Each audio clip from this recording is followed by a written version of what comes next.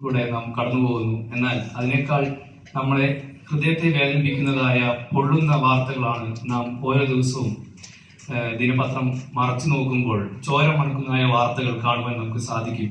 അതിനെല്ലാം പിന്നിൽ ലഹരിയുടേതായ വലിയൊരു വിപത്ത് നമ്മുടെ കലാലയങ്ങളിലും പ്രത്യേകിച്ച് നമ്മുടെ തലമുറകളിലും ഉണ്ടാവുന്നതായി നമുക്ക് അറിയാൻ സാധിക്കുന്നു. നമുക്ക് അവരെ ഓർത്ത് പ്രാർത്ഥിക്കുവാൻ വളരെ ഉത്തരവാദിത്വം കൊണ്ട് പ്രത്യേകിച്ച് നമ്മുടെ തലമുറകളെല്ലാം അവിടെയുള്ളതായിട്ട് ആയിരിക്കുന്നു. പ്രത്യേകിച്ച് പ്രാർത്ഥിക്കാം.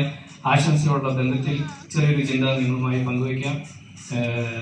1 രാജാക്കന്മാരുടെ പുസ്തകം 19-ാം അധ്യായം അതിന്റെ 7-ാം വാക്യത്തിൽ ചുരച്ചിടി തണലിൽ ആയിരിക്കുന്ന ഏലിയാവിനെ നമുക്ക് കാണുവാൻ കഴിയും. അദ്ദേഹത്തിനെ ബൈബിൾ ഇൻട്രൊഡ്യൂസ് ചെയ്തിരിക്കുന്നത് തിഷ്ബിയിൽ നിന്നും തിഷ്ബില്ലക്കാരനായ ഏലിയാവ്. അത്രമാത്രമാണ്. അദ്ദേഹത്തെ കുറിച്ച് മറ്റൊരു കാര്യം പറയുന്നില്ല. അദ്ദേഹത്തെ കൂടി ദൈവം വലിയ വൻകാര്യങ്ങൾ ചെയ്തെടുത്തതാണ്. കർമ്മേലിൽ ഒറ്റയ്ക്ക് നിന്നുകൊണ്ട് ബാലിന്റെ സേവകരെയും അതുപോലെ തന്നെ പ്രവാചകർക്ക് മുമ്പിൽ 100 കണക്കിന് പ്രവാചകന്മാർക്ക് മുമ്പിൽ അദ്ദേഹം തീ കൊണ്ട് ഉത്തരം നൽകുന്ന ഒരു ദൈവത്തെ വരച്ചു കാട്ടിയ ശേഷം അദ്ദേഹം തിരിച്ചുള്ള യാത്രയിൽ ശത്രുവിൽ നിന്നും ഒരു മെസ്സേജ് അദ്ദേഹത്തിന് ലഭിക്കാൻ ഇടയായി.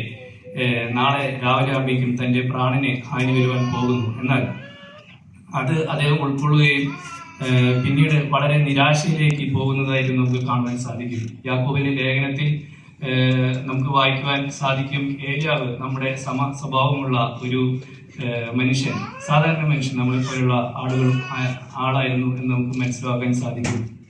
അദ്ദേഹം ആ ചുരച്ചെടിയുടെ താഴെ ഇരുന്നുകൊണ്ട് പ്രാർത്ഥിക്കുകയാണ്. മതി, എല്ലാം മതി, നിരാശ വന്നു, അദ്ദേഹത്തിന് ജീവിപ്പാൻ പ്രതീക്ഷകൾ ഒന്നുമില്ല.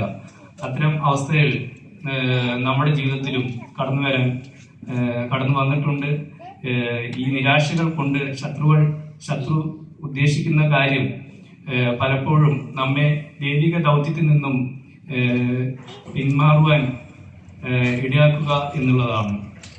ഈ ഒരു യോഗം ഇന്ന് ഇത് കഴിയുമ്പോൾ അവിടെ ദൈവം ഏലിയാവിന്റെ പ്രാർത്ഥന കേൾക്കുന്നതിന് പകരമായി ഒരു ദൂതനെ അയച്ച് ശാരീരികമായി തളർന്ന അദ്ദേഹത്തിന് ആഹാരം നൽകി ദീർഘദൂര യാത്രയ്ക്ക് ആവശ്യമായ ആഹാരം കൊടുക്കുന്നതായി കാണുവാൻ സാധിക്കും.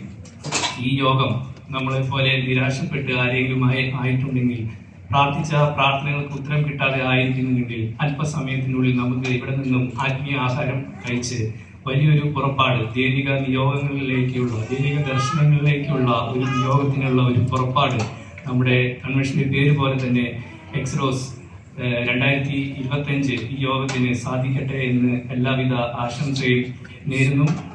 ക്രൈസ്തവ എഴുത്തുവര ഇന്റർനാഷണൽ മിനിസ്ട്രിയുടെ ജനറൽ കൗൺസിലിന്റെയും ബോർഡ് ഓഫ് ഡയറക്ടേഴ്സിന്റെയും അതുപോലെ തന്നെ എൻ്റെ വ്യക്തിപരമായ എല്ലാവിധ ആശംസകളും അതുപോലെ തന്നെ പ്രാർത്ഥനയും നേരുന്നു. ദൈവം നമ്മെ സഹായിക്കുമാറാകട്ടെ.